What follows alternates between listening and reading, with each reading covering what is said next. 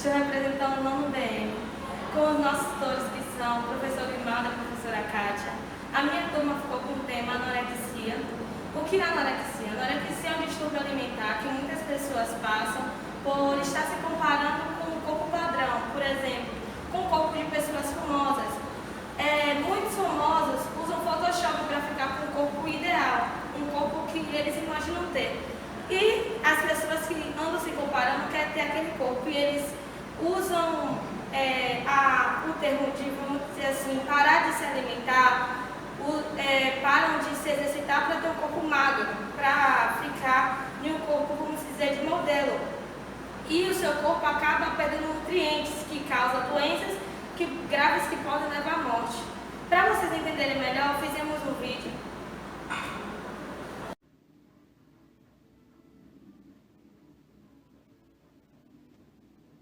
A anorexia nervosa é um transtorno alimentar que faz a pessoa enxergar o próprio corpo de maneira distorcida, em geral muito acima do peso. E a partir daí levam a atitudes de risco, como dietas restritivas, abuso de exercícios físicos, indução de vômitos para expulsar as refeições e até mesmo o uso de medicamentos como laxante. O problema pode afetar a qualquer faixa etária ou gênero, mas é mais comum em mulheres jovens.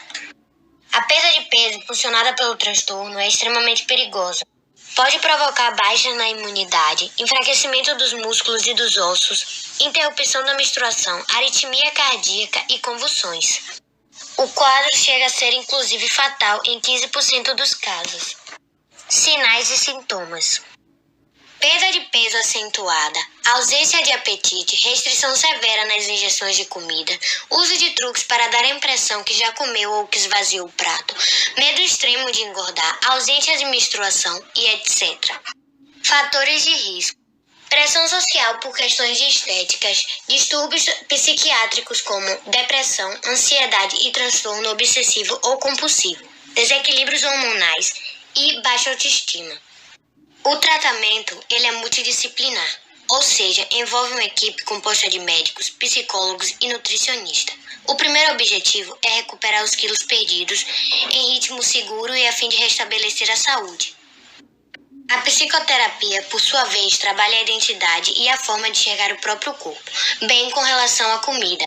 Muitas vezes o médico prescreve um medicamento para reequilibrar a bioquímica cerebral. Em casos graves, com a perda de mais de 25% do peso, a internação é necessária. Como o processo de recuperação acontece em médio ou longo prazo, o apoio de amigos e familiares se torna crucial.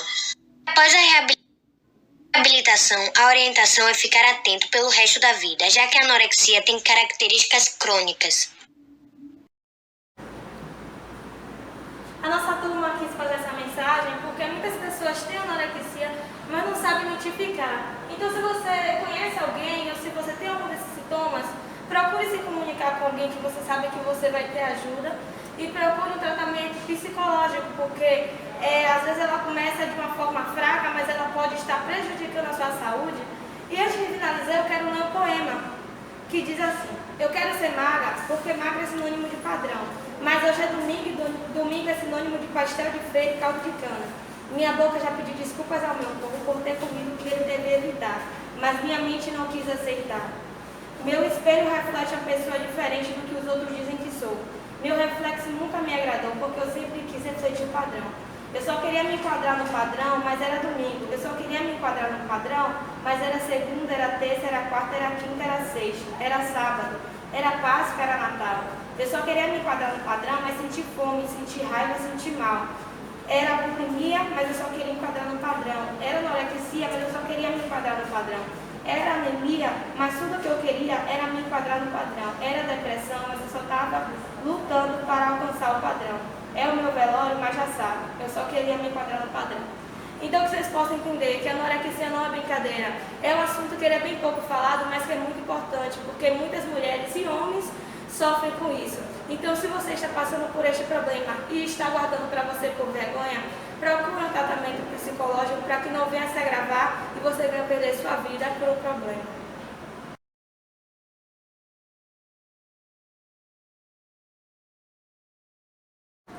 Bom dia, gente. Eu sou Letícia Suzarte. Eu sou Vitória Bárbara.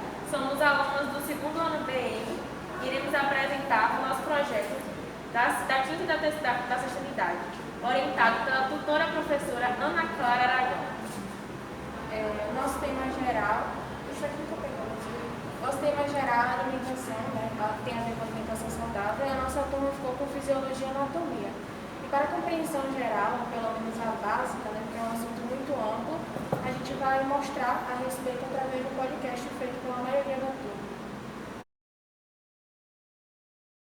A fisiologia e a anatomia estão interligadas, pois, para compreender o funcionamento do corpo de um ser vivo, é fundamental termos primeiro conhecimento de sua estrutura.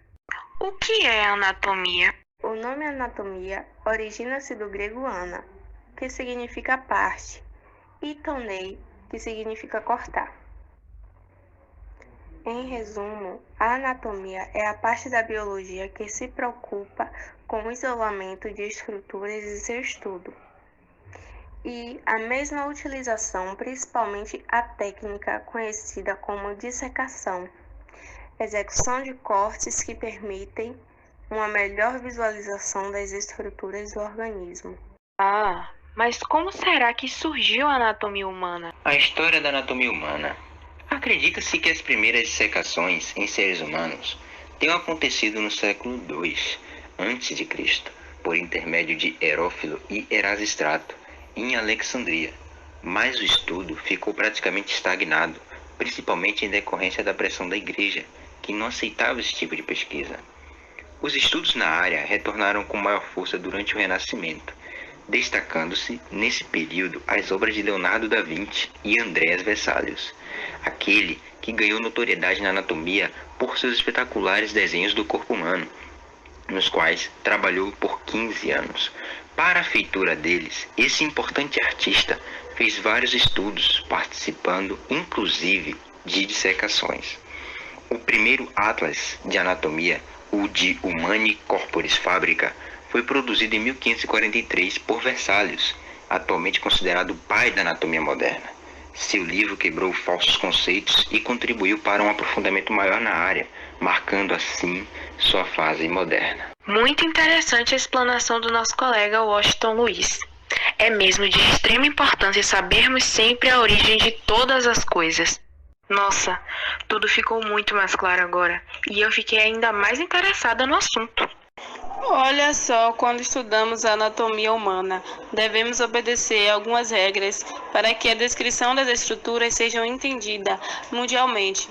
Então, há uma convicção internacional de que as descrições devem ser feitas considerando-se a chamada posição anatômica. Por exemplo, dizemos, em pé, numa postura ereta, com a face voltada para frente e o olhar no horizonte, com os membros superiores estendidos e paralelos ao tronco, com as palmas da mão voltadas para frente, com os membros inferiores unidos, com os dedos dos pés voltados para frente. Quando descrevemos uma estrutura, é fundamental que indiquemos sua posição no corpo, considerando-se a posição anatômica. Portanto, temos as seguintes direções: superior, o cranial, parte superior do corpo; inferior, o caudal, parte inferior do corpo; anterior, ventral ou frontal, frente do corpo; posterior, o dorsal, parte de trás do corpo; medial, mais perto da linha mediana do corpo; lateral, mais perto da lateral do corpo e mais afastada da linha mediana; proximal, próxima da raiz do membro; e distal, longe da raiz do membro. Entende? Perceber que a anatomia é bem ampla e complexa. Por isso, imagino que para estudá-la precisamos nos aprofundar por partes. Então, conta pra gente, Moisés, como é que ela se divide? Atualmente podemos dividir a anatomia em várias partes, mas duas em específico merecem um destaque maior, sendo elas a anatomia sistêmica e a anatomia regional ou topográfica. A anatomia sistêmica estuda os sistemas do corpo humano, tais como o digestório e o circulatório. Ela não se preocupa com o todo, realizando assim uma descrição mais aprofundada das partes que compõem um sistema. Já a anatomia regional ou topográfica estuda o corpo humano por religiões e não por sistemas. Esse estudo facilita na orientação correta ao analisar-se um corpo. Bem, notei que alguns sistemas do corpo humano foram citados e sei que temos muitos outros. Portanto, Yuri e Antônio, poderiam nos dizer quais são os principais? Normalmente, ao estudarmos a anatomia humana, o foco maior é dado à anatomia sistêmica, composta principalmente por sistema tegumental, formado pela pele, que é responsável por isolar o nosso corpo, protegê-lo contra a entrada de patógenos e regular a temperatura. Sistema esquelético, formado por ossos e cartilagem, fornece sustentação e garante movimento ao nosso corpo. Sistema muscular, formado pelo músculo estriados esqueléticos, que atuam, por exemplo, na locomoção.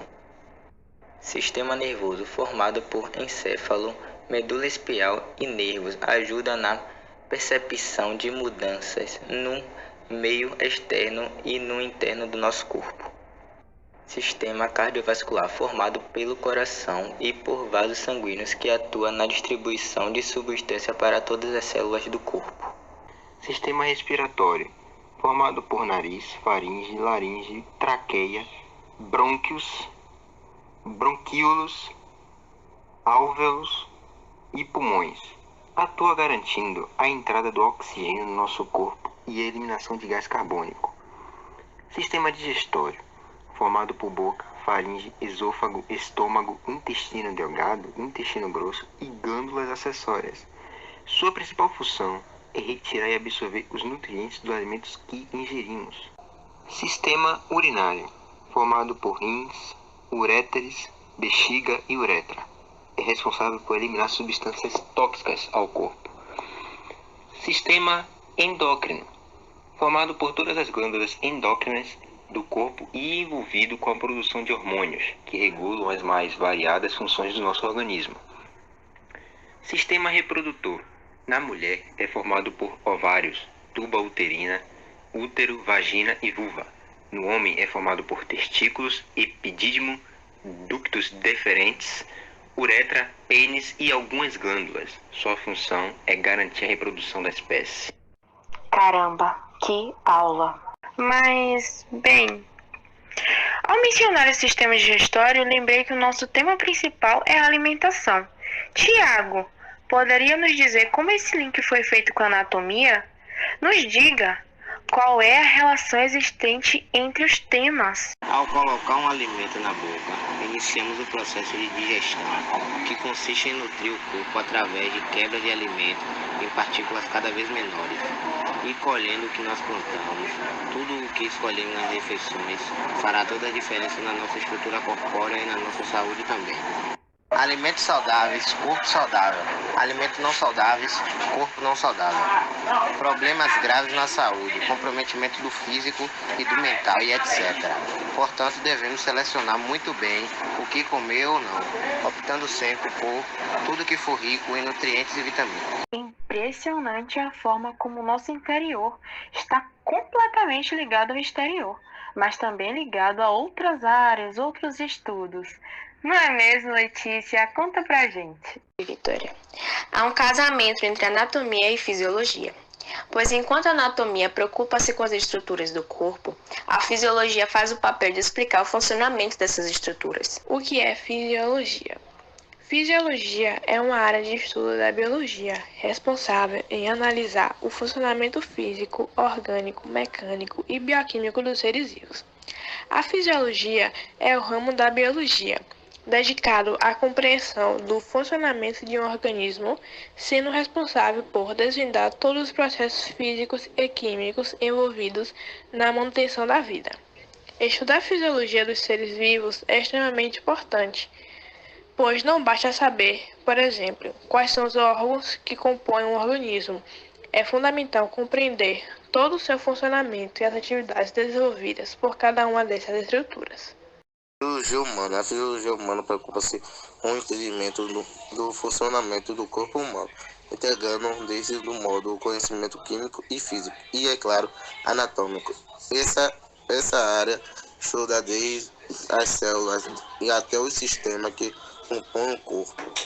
Desse processo, o estudo nessa área podemos citar a gestão, a execução e a circulação e a respiração. A fisiologia estuda o funcionamento do organismo. Quando o corpo humano está na posição anatômica, os sistemas do corpo humano são constituídos por órgãos que juntos realizam funções essenciais para a manutenção da vida. Os sistemas se dividem em respiratório, circulatório, muscular, nervoso, digestório, sensorial, endócrino, excretor, urinário, esquelético, reprodutor, imunológico e tegumentar. Quanto à fisiologia da alimentação, é o conjunto de transformações físicas e químicas que os alimentos orgânicos sofrem para se transformarem em moléculas menores e serem absorvidas. Essa transformação se divide em 6 etapas, etapas que levam à nutrição do corpo. A alimentação é o ato pelo qual o organismo recebe o alimento do meio externo pela via oral. Boca. Mastigação. Processo de trituração das porções de alimentos em frações menores, misturado e umedecendo o bolo alimentar com a saliva para facilitar a deglutição. Benefícios de uma boa alimentação para a fisiologia. Uma alimentação adequada e consciente é a chave para a vida saudável.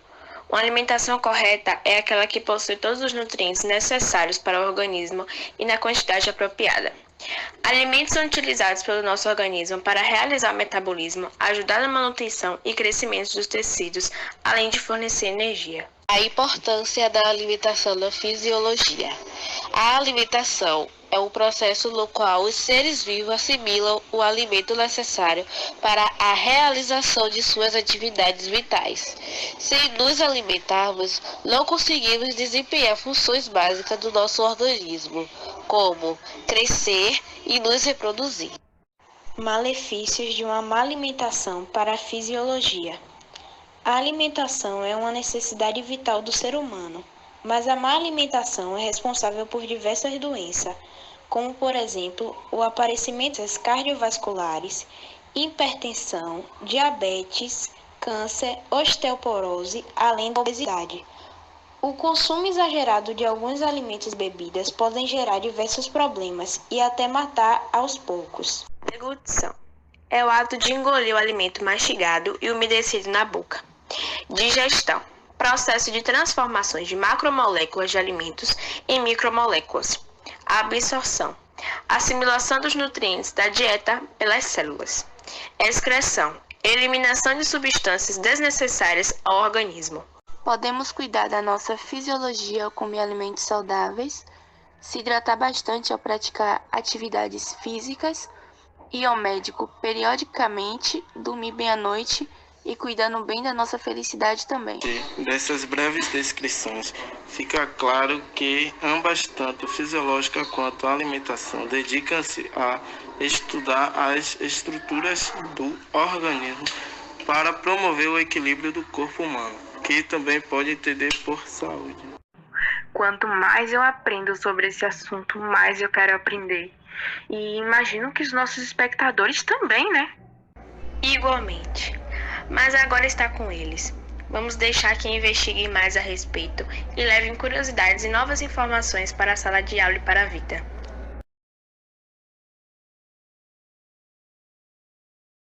Nossa turma produziu essa maquete a mais, né? Mas foi uma produção nossa, mas é para toda a sala, é para toda a escola, para todos os professores de biologia, de ciências que quiserem para a sala de aula, para ensinar. E já fica aqui, né, uma produção dos próprios alunos. Agora, esperamos realmente que nossos colegas espectadores possam buscar mais a respeito do tema e compartilhar com a escola, com a turma, com os professores nas aulas de biologia e ciências. E que todas as oportunidades que tiverem, porque conhecimento nunca é demais. Sou suspeita porque o santo de casa tem que se fazer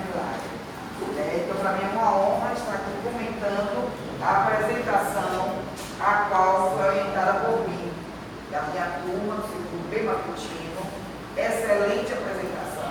Parabéns a todos e todas. Toda a turma participou de forma maravilhosa, entendeu? Baseado no conhecimento, porque a saúde é o bem-estar psicossocial, e isso foi abordado de forma bastante clara, embasada no conhecimento da fisiologia e da anatomia. Os colegas daqui têm livre-arbítrio para a fala. Eu queria parabenizar primeiramente ao vídeo, eu achei muito bom editar, principalmente para meninas do ensino médio. Nós somos muito cobrados a uma boa edição, a atenção aos detalhes, e vocês foram muito ambiciosos. O vídeo também teve muito conteúdo, me remeteu ao ensino médio mesmo, a questões que a gente dá durante o ano, ou até uma unidade toda, vocês abarcaram todo esse assunto. Então, está muito recheado de conteúdo, está muito bem editado, está prazeroso de assistir, pareceu algo profissional mesmo. Parabéns a vocês. As falas muito bem colocadas, tudo muito certinho. Eu gostei muito. E o muralzinho que vocês fizeram também muito bem desenhado, estruturadinho, certinho. Achei que vocês tiveram empenho e dedicação no que fizeram. Então, parabéns para vocês. Só para reiterar também o que o Leandro falou, está muito bacana para vocês. E é isso. Parabéns.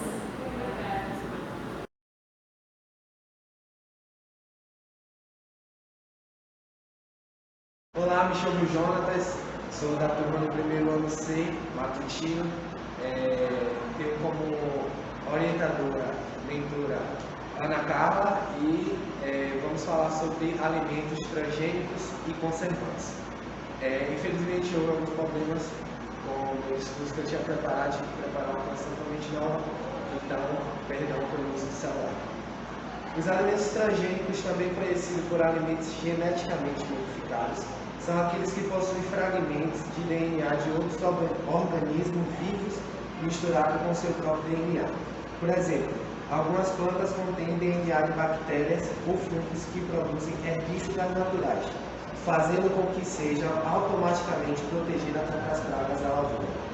Conservantes alimentares são aditivos alimentares que têm a função de impedir ou retardar alterações em alimentos causadas por micro-organismos ou enzimas, devendo sempre estar associado aos tratamentos.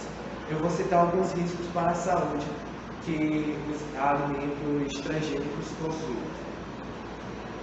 Aumento de alergias, aumento da resistência a antibióticos, aumento de substâncias tóxicas que podem acabar fazendo mal ao homem, a insetos e às plantas. Para evitar esses riscos, a melhor saída é consumir alimentos orgânicos, o que também estimula o aumento de oferta dessa linha de produtos. E agora vamos passar um vídeo do nosso desenvolvimento em sala de aula. Então, a minha equipe decidiu fazer assim uma maquete mais representativa, em que a gente dá exemplos de quais produtos são transgênicos e aqueles também que têm conservante na composição. À direita a gente pode ver assim, temos a gelatina, o quinó, o tempero e o refrigerante, que tem conservante dentro da sua composição. E à sua esquerda nós temos os alimentos transgênicos, que na verdade são compostos por alimentos transgênicos, que são facilmente identificáveis com o símbolo bem aqui. Vai. Aqui é um jogo da memória e alguns deles falam sobre os alimentos transgênicos e conservantes. E cada um deles vai falando sobre cada um, sobre o consumo de alimentos, sobre o quinó e as sojas. A soja fala sobre o mal que pode causar sobre a nossa alimentação. Bom, a minha equipe fez um jogo que tem o objetivo de completar frases cujo tema é alimentos transgênicos e conservantes. Para isso é necessário sortear os números, que é de 1 a 9, e procurar, de acordo com o número, procurar a ficha. Caso caia o número 1, você procura a ficha 1 e outra ficha que tem o complemento correto da frase. E para saber se a resposta está correta, é necessário olhar aqui essa lista, que tem todas as respostas. Pronto. Nosso grupo, a gente fez o jogo da memória, que pode ser jogado com uma ou mais pessoas, e as imagens são com alimentos transgênicos. E aqui, como você pode ver, você vai procurando até você achar com as imagens certas. Pode. Bom, minha equipe vai fazer um quiz sobre kits transgênicos, e aqui tem alguns exemplos também de alguns alimentos, e aqui são algumas perguntas. Eu vou chamar alguém aqui, e alguém vai tirar uma pergunta e me dar, e eu vou ler. Caso alguém acerte, eu vou dar um brinde. Caso não acerte, eu vou dar um resumo sobre a resposta. Eu também vou falar um pouco sobre o meu trabalho, para que as perguntas não possam ser tão difíceis assim. Parabéns pela apresentação, né? Que é importante também as pessoas verem o que estão consumindo, né? Se abordou. Né? O que é o alimento que é necessário para a nossa saúde, né? Para o nosso bem-estar, o que não é necessário, como você explicou ali. Mesmo dessa forma bem leve, né? É um jogo, mas é um jogo da vida. Né? É um jogo do que nós estamos digerindo, do que nós não devemos digerir. E que às vezes as pessoas fazem esses alimentos que você mostrou aí como um dia a dia. Mesmo de forma errada, mas devido à praticidade, né? Porque é prático, os conservantes, como está dizendo, conservante. Então, se não tem uma praticidade, você chega ali na embalagemzinha, de forma bem prática, e ali consome, só que aquilo ali não está, né? Chegar a nível de função orgânica. A ideia de todos, vocês promoveram,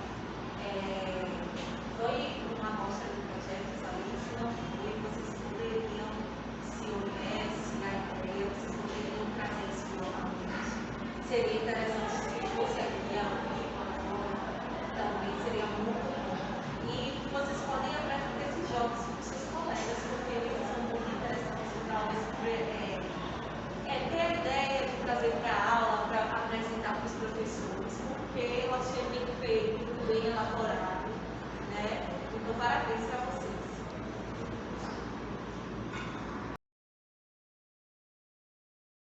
Me chamo Anderson, meu nome é Robert Alves, e nosso tema foi atividade física para a terceira idade. Agradecer de antemão a nossa professora Dina, que acompanhou a gente nesse projeto e o projeto anterior. A gente está representando o segundo D, M. Vamos fazer uma introdução bem rápida e mostrar um pequeno vídeo que nossos colegas de salas fizeram para a apresentação e depois vamos mostrar um pouco da conclusão que tivemos. Pode passar o vídeo.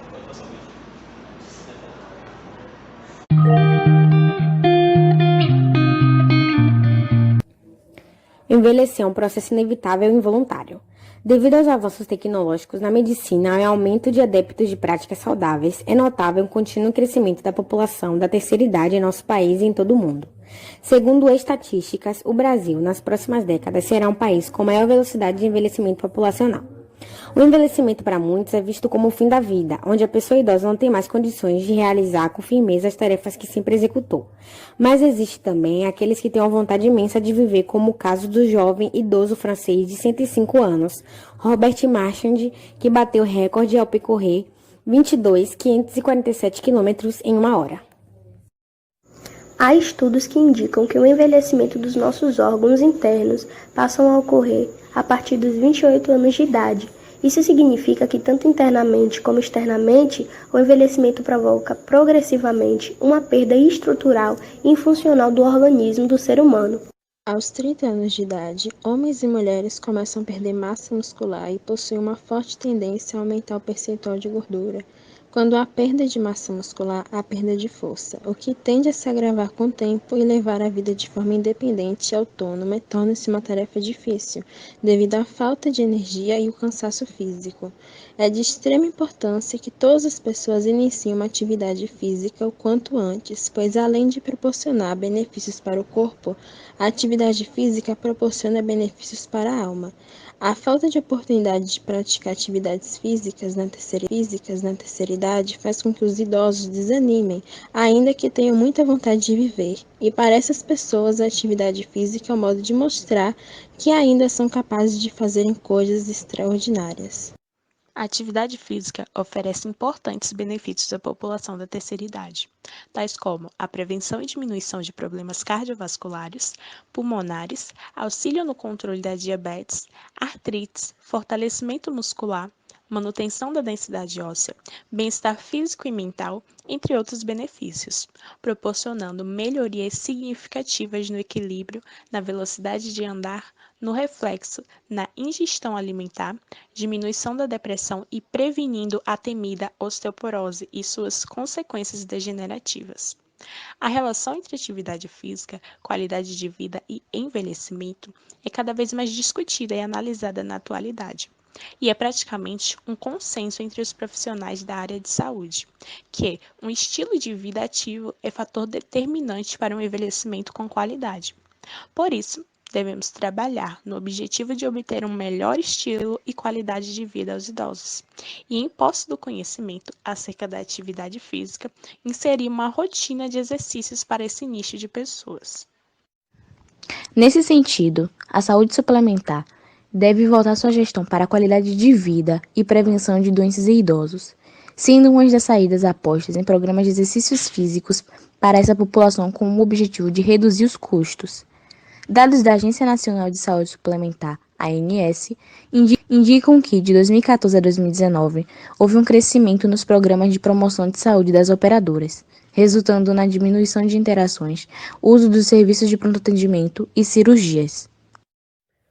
5 opções de atividades físicas para idosos: caminhadas, atividades na água, alongamento, dança, musculação. Atividade física na terceira idade traz benefício nos aspectos biológico, psicológico e social desse grupo etário. A atividade física é crucial para a terceira idade, para os idosos em geral, que aumenta a disposição deles, ajuda ao envelhecimento saudável e também fortalece a capacidade aeróbica da força e da musculação dos idosos. Bem, a atividade física ela não só é exclusiva para idosos, é para todas as idades. Ela melhora a imunidade de qualquer um, ou seja, correr, nadar ou caminhada melhora o sistema respiratório da pessoa. Assim, como foi citado inicialmente no vídeo sobre o envelhecimento, o Brasil sofre também sobre o envelhecimento precoce, que são a má alimentação, às vezes o uso de aditivos como cigarro. A atividade física ela vai prolongar a vida útil dos seus órgãos e tecidos. E não foi citado no vídeo, mas muitos idosos ou pessoas da terceira idade não fazem atividade física, não andam, porque pensam que não tem mais tempo, que estão muito velhos para fazer aquilo. Bem, não é tarde para começar. O que seria dito, que eu poderia dizer, é que tem que se incentivar, tem que ser incentivado. Também Tem que fazer alguma atividade física, tem que ter um auxiliar e exames. Tem que ter um profissional para te ajudar, para ver se você realmente está apto a fazer a tal atividade. Quando você limite para o corpo, reconhecer seus limites para o corpo. Foi isso. Os alunos achei assim, excelente a explanação de vocês. Como você abordou bem, a atividade física não é só da terceira idade, são para todas as idades, porque se nós estamos querendo saúde, nós temos que prevenir. Quem se previne não adoece, e nem tem medo da doença. Quem tem medo da doença é quem não se previne. Observe que nós estamos em uma pandemia e a nossa prevenção é o que? A vacina para imunizar. Então, a atividade física, como você abordou bem, ele trabalha com o sistema imunológico, ele trabalha com o bem-estar social, você se socializa, você vê vida, porque você tem mais disposição. Claro, você está fazendo uma atividade física do corpo todo. Então, foi muito bem abordado, parabéns a todos. Primeiro, eu gostaria de parabenizá-los, pelo domínio do conteúdo, pela explanação, muito boa dicção. E, segundo, concordo com a professora, que foi muito explanado, porque vocês não colocaram só a questão tanto estética, mas um planejamento de envelhecimento, né, um aconselhamento de planejamento do envelhecimento, isso é muito bom, porque todos nós precisamos disso, né? O aconselhamento do profissional para exames e tudo mais, para que nós saibamos o que é certo para cada corpo, para cada sistema imunológico. Então, muito parabéns para vocês, o vídeo também estava muito bom, bem editado, bem informativo. Parabéns a todos. E a qualidade de vida, ela é para toda a vida. E foi muito importante essa questão de desmistificar, que as pessoas pensam, né, principalmente aqui no Brasil, que a terceira idade já não serve para mais nada, né, tanto mentalmente, como socialmente, como fisicamente, e se engana. Né, independente da larga experiência de conhecimento, certo? Porque ninguém não vai de conta ao tempo, não adianta, certo? Vocês estão sabendo agora, não é o que eu já sei, não é o que os pais de vocês já sabem, certo? Que isso chama-se um degrau cronológico, ninguém vai de conta na natureza, certo? Mas desmistificar, não tem por que não fazer a terceira idade do exercício, não tem nada que impeça. Pense em ter a cautela e cuidado, é uma prevenção de exames, como vocês abordaram isso. E como saúde, né, pessoas? Exatamente, não como como saúde. estética, né, como todo mundo está acostumado a levar. Um bem-estar para a saúde.